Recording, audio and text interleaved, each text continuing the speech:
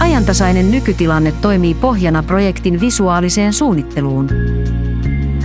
Hankejohtaminen on tehokkaampaa mallipohjaisilla visuaalisilla menetelmillä. Suunnitelmien tietomallit voidaan yhdistää hankkeen ympäristöön ja muuhun tietoon.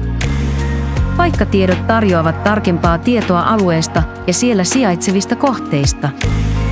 Dokumentit on helppo löytää, kun niillä on sijainti kohteiden vieressä.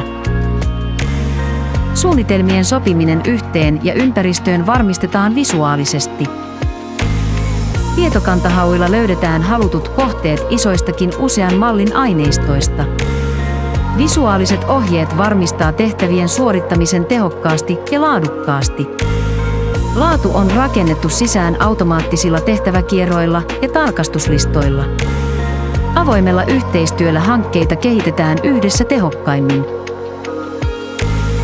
Yleisöä osallistamalla ja kuuntelemalla varmistetaan hankkeen hyväksyttävyys. Mallipohjaisilla määrälaskennalla voidaan arvioida kustannuksia ja päästöjä. Pistepilvillä ja fotogrammetriamalleilla luodaan ajantasainen työmaan tilannekuva. Mallipohjaisella työsuunnittelulla optimoidaan työmaajärjestelyt, turvallisuus ja logistiikka. 4D-aikataulutuksella optimoit hankkeen toteutuksen kohteisiin linkitettynä.